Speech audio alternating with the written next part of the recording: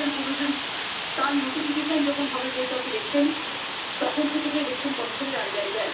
তার আগে state government, আবার ইলেকশনের পরেও স্টেট গভর্নমেন্ট। সুতরাং এটা মনে রাখবেন, আপনারা চাকরি করেন স্টেট গভর্নমেন্টে এবং মানুষকে অযথা হ্যারাস করবেন না।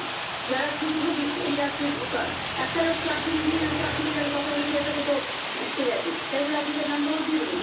আপনারা দেখতে হবে তার অরিজিনাল অস্তিত্ব আছে কিনা।